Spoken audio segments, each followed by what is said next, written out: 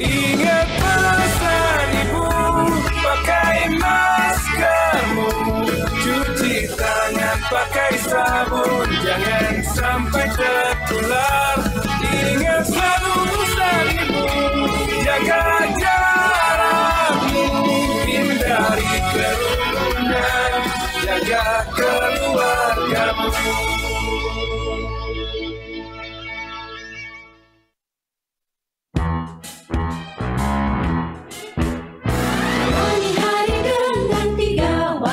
Wajib iman, wajib aman, wajib imun. Berolahraga, riang gembira, mencegah kita jatuh sakit. Makan bergizi tiap hari, tidur cukup itu pasti. Dan janganlah panik, berdoa tiada henti.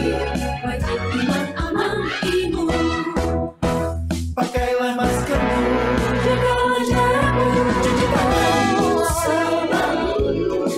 Kita raih bahagia dengan iman, aman, imun. Badan sehat, bangsa kuat. Kita raih bahagia dengan iman, aman, imun. Badan sehat, bangsa kuat.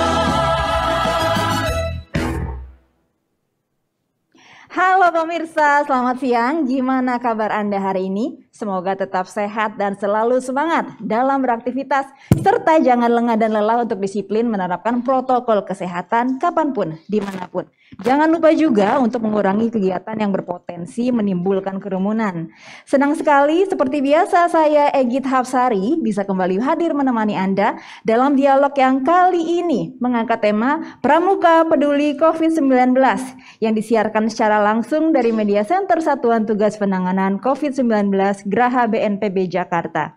Pemirsa, bidang perubahan perilaku memerlukan banyak sekali ragam aktivitas sosialisasi dan edukasi yang bersifat kreatif serta inovatif baik dalam bentuk online maupun offline. Salah satu komponen Duta Perubahan Perilaku adalah Gerakan Pramuka yang secara aktif menyosialisasikan pada masyarakat, melakukan adaptasi kebiasaan baru serta mengedukasi COVID-19 dengan tepat. Nah, tak lama lagi libur panjang ini menjelang dan peran Pramuka sebagai Duta Perubahan Perilaku ini sangatlah penting dalam mengajak masyarakat untuk disiplin mematuhi protokol kesehatan sehingga penularan COVID-19 dapat dikendalikan. Bagaimana peran serta gerakan Pramuka dalam memutus penularan COVID-19? Telah hadir di studio bersama saya siang hari ini Dr. Sony Hari B. Harmadi, Ketua Bidang Perubahan Perilaku Satuan Tugas Penanganan COVID-19. Nah, karena kali ini kita bersama dengan teman-teman permukaan nih Pak Sony. Kali ini kita akan menyapa dengan panggilan Kak ya. Selamat siang Kak Sony, gimana kabarnya? Siang Kak Egit, salam Pramuka. Salam Pramuka, sehat selalu ya dan semangat juga ya. Terima kasih telah hadir di studio siang hari ini.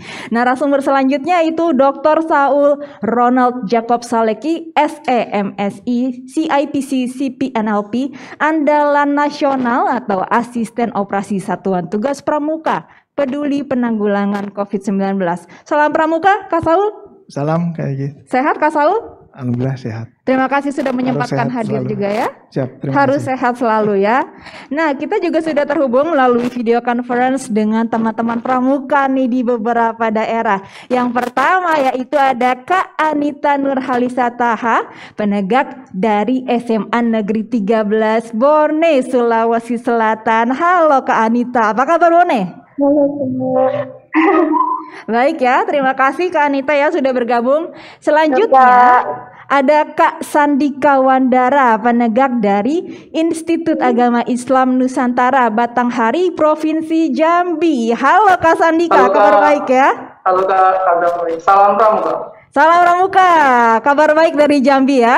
Terima kasih sudah bergabung. Selanjutnya telah bergabung juga dengan kita dari Jepara, Jawa Tengah. Ada Kak Ervina Damayanti, pembina pramuka di Pangkalan SMK Negeri 1 Jepara. Halo, selamat siang Kak Ervina, salam pramuka. Selamat siang Kak, salam Pramuka. Sehat selalu ya. Alhamdulillah. Alhamdulillah. Nah pemirsa, sebelum memulai perbincangan, sebagai informasi, kondisi studio ini telah disanitasi, mikrofon yang kami gunakan juga sudah didisinfeksi dan kami juga senantiasa menjaga jarak. Talk show ini juga memperhatikan protokol kesehatan dan ditujukan untuk semua kalangan. Tapi seperti biasa, sebelum kita mulai diskusi, kita gunakan hand sanitizer terlebih dahulu. Silakan Kak Sony dan Kak Saul.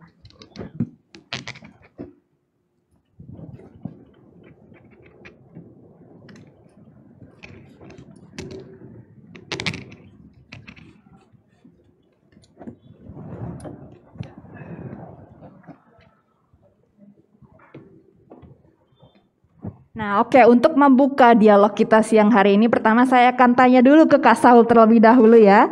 Siang Kak Saul, ini gimana sih Kak Saul peran Pramuka nih sebagai duta perubahan perilaku? Baik, terima kasih. Selamat siang Kak Egy, para pemirsa di rumah. Sejak COVID ini, Pramuka sudah terlibat sejak ada pengumuman pertama kali dari pemerintah dan berbagai aktivitas. Karena memang pada waktu itu kita semua kan masih kebingungan nih, apa yang kita hadapi. Kemudian bagaimana cara dia menular. Lalu yang ketiga, bagaimana cara kita menghadapinya. Jadi masih bersifat sporadis pada waktu itu. Nah, kami di Kuartir Nasional sebagai induk organisasi dari Gerakan Pramuka di Indonesia, kami mencoba mendampingi teman-teman. Dan makin ke sini kami sangat bersyukur karena diajak oleh Kak Sony dan teman-teman di bidang perubahan perilaku untuk memberikan ruang yang sangat lebar dan terbuka bagi kami di Gerakan Pramuka untuk terlibat menjadi duta perubahan perilaku. Mengapa begitu? Karena dari sisi keanggotaan kami punya banyak sekali anggota dan tersebar dari Sabang sampai Merauke, di pesisir pantai sampai di pegunungan ada. Kemudian keragaman anggotanya juga kami miliki. Jadi dari anak-anak yang usia 7 sampai 10 tahun, kemudian ya sampai dengan anak remaja, pemuda, dan juga ada orang dewasa. Jadi yang dewasa itu pun juga bahkan ada banyak yang menular. Jadi ini sebuah kesempatan baik bagi setiap pramuka di Indonesia untuk mengimplementasikan janji pramuka, bahwa setiap pramuka itu kalau anak-anak siaga setiap hari akan berbuat kebaikan. Sedangkan bagi yang lebih besar usianya, lebih dewasa, berjanji bahwa akan ikut serta membangun masyarakat. Nah, dalam situasi seperti ini, maka setiap pramuka wajib untuk membuktikan janjinya. Jadi ini momentum yang tepat ya untuk berkontribusi ya? Betul sekali Kak Egy. Ini momentum yang sangat tepat dan dalam berbagai kesempatan Kak Sekjen Kuarnas selaku Komandan Satgas itu selalu mengingatkan, Ibu Pertiwi kita sementara menangis, ayo kita buat supaya tersenyum kembali. Ini kalau kita lihat dari visual yang ditampilkan, ini kegiatannya apa saja sih Kak Saul yang dilakukan teman-teman anggota Pramuka se-Indonesia ini? Ini di awal-awal ya Kak Egy, Kak Sony, bahwa teman-teman itu yang di layar ini adalah teman-teman dari Brigade Pramuka Penolong di Jawa Tengah dan Jawa Timur.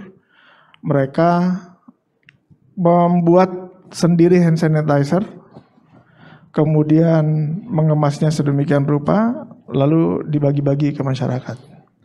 Teman-teman di Kuartir daerah Yogyakarta misalnya, mereka melakukan sosialisasi ke pasar-pasar tradisional. Jadi apa yang ada di sekitar teman-teman di daerah itu yang disasar. Apa yang bisa dimanfaatkan itu yang mereka kerjakan. Tentu saja juga berjejaring dengan pemerintah dan lembaga-lembaga yang lain. Baik, jadi kegiatannya ini sangat beragam ya. Apapun yang bisa dilakukan, berikan itu untuk lingkungan terdekatmu, istilahnya begitu ya Kak Saul ya. Nah dari Kak Saul saya mau tanya lagi ke Kak Sony ini. Kak Sony, gimana perkembangan Duta Perubahan Perilaku secara nasional hingga hari ini? Ya, makasih Kak Egit. Sampai dengan siang ini jumlah Duta Perubahan Perilaku di Indonesia sudah mencapai 50.000. Wow, 50.000. 27 orang. Luar biasa. Ini boleh dijelaskan Kak Sony? Nah, dari 50.327 orang tadi memang mayoritas perempuan karena 60% itu perempuan, lalu kemudian laki-lakinya 40%. Lalu kemudian kalau kita perhatikan lagi secara kelompok umur, mereka rata-rata umurnya sekitar 37 tahun. Lalu kemudian dalam 2 bulan terakhir 50.327 orang ini Duta Perubahan Perilaku telah mengedukasi sekitar hampir 29 juta. Kalau sampai siang ini sudah 29 juta orang. 29 juta. 29 juta orang, dan bahkan mereka dengan swadayanya sendiri sudah membagikan sekitar 9 juta masker. Swadaya sendiri Swadaya maksudnya sendiri. secara sukarela gitu. Sukarela, betul. Luar Seperti biasa. Pramuka tadi membagikan masker. Jadi 9 juta masker dibagikan kepada masyarakat. Nah, tugas mereka kan jelas ya. Satu, harus jadi teladan. Kemudian yang kedua, dia harus mengedukasi masyarakat. Yang ketiga, melaporkan melalui aplikasi kami. Jadi kami tahu perkembangan kepatuhan memakai masker, menjaga jarak, mencuci tangan dari laporan 50.327 Duta Perubahan Perilaku. Oke. Nah, kemudian dari 50.327 ini ada sebanyak 5.674 Duta Perubahan Perilaku pramuka. Nah, kasih nih Kak Saul ya. Iya. Jumlahnya banyak ya, banyak sekali. 5.674 pramuka dari total. Jadi lebih dari 10%, kira-kira 11% adalah pramuka. Nah, mereka ini yang hebat juga, tersebar di 34 provinsi dan 404 kabupaten kota se-Indonesia. Jadi dari total 514 kabupaten kota, sudah 404 kabupaten kota yang ada Duta Perubahan Perilaku pramuka. Terus mereka bekerja secara sukarela. Lalu kalau bekerja dalam 1 bulan ya berhasil sesuai dengan laporan yang kami monitor di aplikasi, mereka berhak memperoleh TKK, tanda kecakapan khusus, ada gambarnya di situ. Jadi ini lencana yang disematkan begitu ya. Disematkan. Jadi kan memang kalau di pramuka mereka punya keahlian khusus atau telah selesai melaksanakan tugasnya, mereka boleh dapat PIN atau tanda kecakapan khusus. Oh, ini pasti itu achievement yang membanggakan sekali. Betul sekali. Jadi itu luar biasa tuh ya teman-teman pramuka. Jadi dalam kesempatan ini juga saya mengajak seluruh pramuka dan yang sudah menjadi Duta Perubahan Perilaku ini supaya lebih semangat lagi Kak Saul mengedukasi masyarakat dan menjadi pahlawan-pahlawan kemanusiaan. Wah, keren banget nih. Tapi kalau dari Kak Sony sendiri gimana memandang kontribusi dari teman-teman anggota pramuka dalam membantu Satgas COVID-19 ini untuk merubah perilaku masyarakat? Bagus ya, cuma memang harus didorong terus nih sama teman-teman di Kuarnas Pusat, karena di daerah kan sebetulnya lebih banyak lagi. Mereka punya 25 juta anggota gitu ya. Dari 25 juta anggota, 5.600 lebih tadi menjadi anggota kita. Jadi karena mereka terbiasa hidup dengan alam, mereka terbiasa hidup dengan masyarakat, sehingga kemampuan komunikasi mereka juga baik. Kemampuan mereka beradaptasi di dalam bagaimana mengedukasi masyarakat juga sangat baik. Jadi mereka ini termasuk andalan kami nih ya untuk mengedukasi masyarakat. Dan kami juga mohon nih Kak Saul dan teman-teman kakak-kakak pramuka menghadapi libur panjang ini, mohon bisa mengedukasi masyarakat ya, jangan sampai di tempat-tempat wisata juga terjadi pelanggaran terhadap protokol kesehatan. Oke, ini tantangannya ya. Nah, sekarang kita sapa lagi teman-teman di berbagai daerah tadi yang sudah tergabung dengan kami melalui video conference. Kita akan bertanya langsung nih. Pertama saya akan tanya ke Kak Anita di Bone, Sulawesi Selatan. Halo Kak Anita, gimana nih pengalamannya selama jadi Duta Perubahan Perilaku? Ada nggak sih pengalaman yang mungkin seru, lucu, menarik yang bisa di-sharing sama kita di sini? Oke Kak, terima kasih atas pertanyaannya. Sebelumnya saya ingin mengucapkan banyak terima kasih kepada pihak-pihak yang telah memberikan kesempatan bagi saya untuk berbagi pengalaman kepada kakak-kakak sekalian. Saya juga mengucapkan banyak terima kasih telah memberikan ide-ide dan kreativitas inovasi dalam membentuk kader-kader pemuda dalam penanganan COVID-19. Yang menarik dalam kegiatan Duta Perubahan Perilaku ini merupakan pertama kali saya dalam melakukan sosialisasi secara langsung. Oke, ini kan dari kakak-kakak pramuka ini kan otomatis juga menjadi duta buat mengedukasi tentang protokol kesehatan 3M. Nah, selama ini ada nggak tantangan-tantangan, mungkin kendala pernah ditolak masyarakat atau mungkin pengalaman lain gitu, tantangan-tantangannya seperti apa di lapangan? Alhamdulillah masyarakat merespon baik dan mendukung kegiatan yang saya lakukan ini. Tentunya secara tidak langsung masyarakat telah memiliki kesadaran tersendiri yang jelas dalam dirinya. Dan lewat kegiatan seperti ini, kita dapat bisa mengukur kesadaran masyarakat bagaimana mengenai tentang patuh kepada protokol kesehatan. Seperti begitu, Kak Edith. Wah, keren berarti ya masyarakat Bone. Oke, dari Bone, Sulawesi, kita pindah ke Sumatera, kita sapa ke Batanghari, Provinsi Jambi dengan Kak Sandika. Kalau Kak Sandika sendiri gimana pengalamannya selama jadi Duta Perubahan Perilaku? Baik Kak, Assalamualaikum warahmatullahi wabarakatuh. Waalaikumsalam warahmatullahi wabarakatuh. Baiklah, sebelumnya perkenalkan nama saya Sandika Wandara, Duta Perubahan Perilaku Jambi. Baik Kak, di sini pengalaman saya selama menjadi Duta Perubahan Perilaku, di mana saya sangat bangga sekali menjadi Duta Perubahan Perilaku Pramuka, dikarenakan untuk pengalaman-pengalamannya, ya alhamdulillah masyarakat di sini sangat menerima dengan baik, dan ada beberapa juga yang menolak akan edukasi dari saya, karena waktu pertama kali di sebuah pasar mereka tahu mereka di sebuah pasar itu Kak, saya ada di sebuah pasar dan mereka pun saya memotret dan kata beliau, adik siapa dan ada apa adik kedatangan dan kenapa adik datang ke sini. Nah, jadi kami jelaskan, baik Kak, kami Duta Perubahan Perilaku Pramuka, kami ingin memantau dan mengecek ataupun memastikan keadaan di sini dengan aman. Dan itu pun ibu-ibu itu pun kami jadikan kuesioner. Dan ini responnya baik ya? Ya Kak. Oke, keren juga ya berarti masyarakat Batanghari. Nah, tadi kan Kak Sandika sendiri bilang kalau melakukan sosialisasi di pasar. Mungkin ada tempat-tempat lain nggak mungkin yang paling susah untuk dirangkul gitu masyarakatnya selain di pasar tadi ada? Baik Kak, saya mensosialisasikan dan mengedukasikan kepada masyarakat seperti saya juga mengikuti kegiatan organisasi lain seperti Himbari, Himpunan Mahasiswa Batanghari, di mana saya mengedukasikan kepada mereka bahwa akan bahayanya wabah COVID-19, mari kita cegah dengan mematuhi protokol kesehatan tersebut. Dan juga saya mengedukasikan kepada masyarakat yang ada di dekat rumah saya, di Desa Landekapas Muto.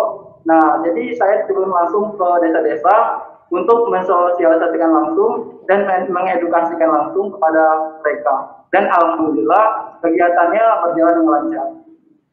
Oke, jadi ceritanya menarik dan juga lancar ternyata ya, upaya menjadi Duta Perubahan Perilakunya. Nah, dari Sumatera kita pindah lagi ke Pulau Jawa, kita akan sapa Kak Ervina dari Jepara, Jawa Tengah. Kalau Kak Ervina sendiri gimana nih pengalamannya sebagai Duta Perubahan Perilaku? Mungkin ada yang mirip atau beda nggak dengan Kak Sandika dan Kak Anita? Baik, terima kasih untuk waktunya yang diberikan pada saya. Sebelumnya saya mengucapkan terima kasih saya bisa mendapat kesempatan untuk menjadi bagian dari Duta Perubahan Perilaku. Dalam setahun ini saya kebetulan tergabung menjadi pengajar di SMK Negeri 1 Jepara. Sebelumnya saya di lapangan di dunia teknik sipil. Nah, di situ beda untuk dengan sekolah yang lain. Kalau SMK itu 50% kita akan praktek, jadi tidak mungkin daring semua. PJJ itu tidak mungkin dilaksanakan untuk 100% kepada anak didik kami. Maka protokol kesehatan itu sudah pasti diterapkan dengan sangat ketat pada waktu praktikum dengan cara per sesi kita. Modelnya seperti gelombang pertama berapa orang, gelombang kedua berapa orang. Jadi dalam satu hari itu mungkin sampai 3 kali pertemuan. Masing-masing 2 jam agar mereka tidak ketinggalan pelajaran. Itu baik dari pemerintah pusat maupun daerah sudah menganjurkan untuk tetap menjaga protokol kesehatan. Itu kita sudah terapkan karena di sekolah kami juga ada Satgas COVID. Jadi begitu anak masuk dari pintu gerbang kita sudah kontrol, tidak boleh boncengan, tidak boleh, nah itu sudah kami terapkan. Tapi Oke, mungkin ada kendala teknis sedikit ya. Cuma tadi ceritanya lumayan menarik ya bahwa ini kegiatan-kegiatan untuk mengubah perilaku masyarakat ini dilakukan secara online dan juga bertemu langsung maupun dengan protokol kesehatan yang ketat tentunya. Nah, Kak Saul, tadi kan Kak Sony juga sempat menyebutkan bahwa tantangan teman-teman pramuka ini adalah menjelang libur panjang akhir tahun ini. Gimana kesiapan teman-teman pramuka se-Indonesia? Ya, baik Kak Egit, Kak Sony. Jadi tadi saya mengutip yang disampaikan oleh Kak Sony bahwa kita harus memfasilitasi dulu nih. Jadi menjadi contoh, maka kami di Satgas Kuarnas selama beberapa waktu terakhir ini dan masih akan kami kejar sampai dengan akhir tahun adalah mendistribusikan peralatan yang dibutuhkan. Jadi kami punya indeks untuk saat ini sesuai dengan ketersediaan yang ada di kami. Satu kuartir cabang itu kami distribusikan masker 3.000. 3.000 itu kan kira-kira kalau satu orang dikasih satu box isi 50 itu baru 600 orang.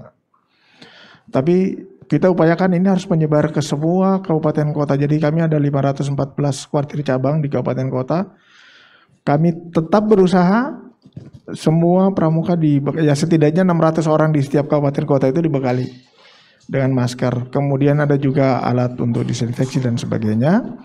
Kemudian termogan. Nah, itu dari sisi kesiapan sarananya.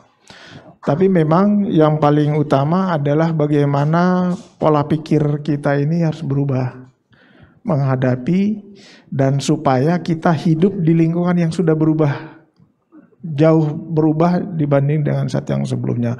Oleh karena itu kami tetap komitmen dan konsisten untuk mengajak sebanyak mungkin pramuka dalam upaya merubah perilaku ini dengan menjadikan mereka sebagai duta perubahan perilaku. Dan ketika menghadapi libur panjang di akhir tahun ini, kemungkinan orang akan berwisata, bepergian kemana-mana, apalagi diskon alat transportasi, hotel dan sebagainya. Tantangan kita adalah bagaimana supaya membentuk perilaku dimanapun kita ada, dimanapun pramuka itu ada, dia tetap konsisten untuk menerapkan itu. Nah, oleh karena itu kami di Kuarnas juga berupaya supaya menindaklanjuti buku pedoman yang sudah disiapkan oleh Kak Sony dan teman-teman di bidang perubahan perilaku. Mesti ada buku saku yang jadi pegangan bagi setiap pramuka.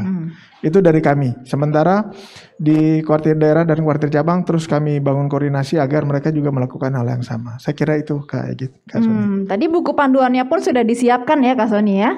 Itu isinya apa aja tuh Kak Sony kalau boleh dikasih kisi-kisinya?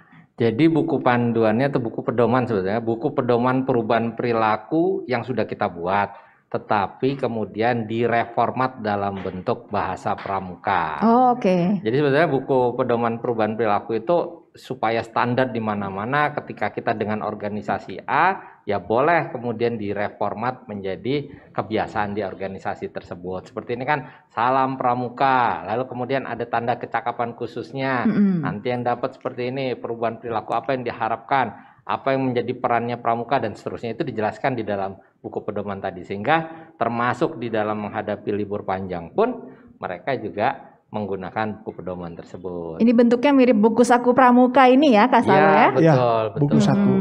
Jadi gampang diakses buat anggota pramuka, tinggal baca aja ya apa yang harus dilakukan, pedomannya ada di sana tertulis semua. Betul. Nah Kak Sony ngomong-ngomong soal libur panjang akhir tahun ini yang sudah di depan mata nih, gimana dari Satgas Penanganan COVID-19 ini mengantisipasi liburan akhir panjang tahun ini? Ya, jadi sama seperti pilkada kemarin, kami kan sekarang sudah lebih banyak lagi ya, 50.327 duta perubahan perilaku se-Indonesia. Jadi ketika akan menghadapi satu acara atau satu kejadian khusus, kami selalu mengumumkan kepada para duta perubahan perilaku agar meningkatkan intensitas edukasinya, sosialisasinya. Lalu kemudian kami juga minta pada duta perubahan perilaku agar melakukan pemantauan-pemantauan. Seperti kemarin kan di TPS ya, yang ini kami minta melakukan pemantauan di tempat-tempat wisata. Lalu kemudian kami sendiri di Satgas bidang perubahan perilaku ini membuat berbagai berbagai upaya ya sosialisasi baik melalui media online, media sosial, media cetak dan televisi, narasi-narasi tentang bagaimana libur panjang yang aman. Jadi sebaiknya liburan di rumah ya, itu akan sangat menekan risiko penularan. Orang harus tahu semuanya. Kita sosialisasikan terus bahwa kita masih dalam masa pandemi dan harus sangat berhati-hati jika memutuskan untuk berlibur karena risiko penularannya sangat tinggi. Lalu kemudian kalau terpaksa harus berlibur, maka ada upaya-upaya mitigasinya ya. Mitigasinya kita udah belajar kemarin libur-libur panjang itu selalu meningkatkan kasus positif. Betul sekali. Ya, jadi dari pelajaran kemarin kita betul-betul mencoba mitigasi dengan ketat. Kalau mau berlibur harus dipastikan bahwa kondisi fisik sehat, lalu kemudian tempat tujuannya bukan daerah merah, tempat tujuannya aman dan menerapkan protokol kesehatan dan seterusnya. Nah ini juga menarik bahwa ternyata masyarakat kita ini sudah siap-siap mau liburan, tapi kami sedang menyusun berbagai rekomendasi, misalkan menayangkan film baru di televisi lokal, menggratiskan media streaming berbayar dan seterusnya sehingga orang tertarik untuk liburan di rumah tanpa mati gaya. Tanpa mati gaya, itu dia liburan di rumah tanpa mati gaya. Itu penting tuh ya, biar nggak ada alasan, aduh mati gaya nih di rumah, aku liburan deh. Nggak, jadi ini bukan alasan ya Kak Sony ya. Nah Kak Saul, tadi kan untuk mencegah kembalinya meningkatnya kasus positif COVID-19 ini kan juga diemban oleh teman-teman pramuka se-Indonesia nih. Nah menurut kakak sendiri media sosialisasi apa kiranya yang paling efektif nih untuk melakukan sosialisasi supaya masyarakat ini bisa disiplin lebih khususnya lagi di libur panjang akhir tahun? Baik Kak Ejit. Teknologi informasi komunikasi sudah sangat berkembang dan setiap orang pasti punya lebih dari satu media sosial, akun media sosial. Tetapi menurut saya itu masih kurang efektif. Yang paling efektif adalah menjadi contoh. Jadi setiap orang kalau bisa menjadi contoh, orang lain akan mengikuti. Kalau kita mau menegur orang dengan cara yang paling sopan pun, tanpa kita sendiri melakukan, itu tidak ada gunanya. Jadi menurut saya sekali lagi yang paling efektif itu adalah bagaimana menjadikan setiap pramuka, setiap individu kita warga bangsa Indonesia ini menjadi contoh bagi orang lain. Saya kira itu. Jadi walk the talk ya, istilah jangan ngomong doang, tapi kita harus jadi teladan nih, dilakuin dong apa yang kita kampanyekan gitu ya. Nah terakhir nih buat Kak Sony, apa harapan Kak Sony nih kepada teman-teman Duta Perubahan Perilaku se-Indonesia khususnya teman-teman pramuka? Ya, yang pertama tentu terima kasih, apresiasi ya 50.000 itu jumlah yang banyak, 327, walaupun mungkin minggu depan akan bertambah lagi jadi sekitar 55.000. Amin. Lalu kemudian yang kedua, selain mereka itu kita berapresiasi, kami juga berharap mereka betul-betul melaksanakan tugasnya secara optimal ya. Untuk teman-teman pramuka, mohon bisa betul-betul yang 5.600 lebih tadi menggunakan aplikasi kami untuk melaporkan, dan khususnya dalam menghadapi libur panjang ini intensitas untuk edukasi atau sosialisasi kepada masyarakat ditingkatkan supaya masyarakat bisa mempertimbangkan apa saja risiko melakukan perjalanan selama libur panjang. Kami juga akan membuat beberapa bahan ya, materi yang akan disebarkan kepada teman-teman Duta Perubahan Perilaku sebagai materi sosialisasi. Bagaimana melaksanakan libur panjang yang aman, nyaman tanpa jalan-jalan. Aman, nyaman tanpa jalan-jalan ya. Nah, jadi kami akan membuat berbagai materi sehingga teman-teman Duta Perubahan Perilaku yang 50.000 lebih tadi se-Indonesia punya narasi yang sama, punya materi yang sama, dan akhirnya masyarakat juga memutuskan hal yang sama, kira-kira gitu. Nah oke, semoga nih ya libur panjang akhir tahun ini kita nggak mengulang kesalahan yang sama ya dari libur panjang di bulan-bulan sebelumnya yang meningkatkan kasus positif ya. Terima kasih banyak Kak Sony atas pemaparannya dan juga Kak Saul atas pesan-pesannya. Semangat ya teman-teman pramuka se-Indonesia, Kak Anita, Kak Sandika dan juga Kak Ervina. Semoga semangat terus dalam mengemban tugas menjadi duta perubahan perilaku. Nah pemirsa, saatnya kita tiba di penghujung acara. Semoga bincang-bincang hari ini bermanfaat ya buat kita semua. Jangan lupa pemirsa untuk selalu disiplin memakai masker dengan benar, menjaga jarak dan menghindari kerumunan, serta mencuci tangan pakai sabun dengan air yang mengalir. Ingat pesan Ketua Satgas Penanganan COVID-19 Bapak Doni Monardo. Apa yang kita lakukan agar disiplin dan patuh memakai masker, menjaga jarak, menghindari kerumunan, serta mencuci tangan belum sebanding dengan beratnya perjuangan dokter dan tenaga kesehatan yang merawat pasien di rumah sakit. Mereka yang mengabaikan protokol kesehatan sehingga menimbulkan korban jiwa bukan hanya dimintai pertanggungjawaban di dunia tapi juga di akhirat. Saya akhiri talk show kita kali ini. Saya Egit Hapsari bersama tim yang bertugas dan para narasumber pamit undur diri. Selamat siang, sampai jumpa dan salam pramuka.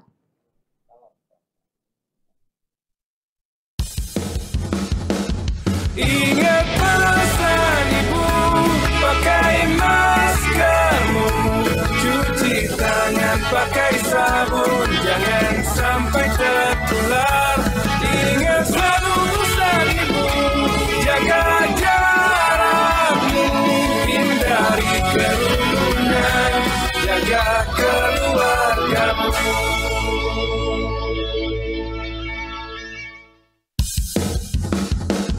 Ingat pesan ibu, pakai maskermu, cuci tangan pakai sabun, jangan sampai tertular. Ingat selalu pesan ibu, jaga jarakmu, hindari kerumunan, jaga keluargamu.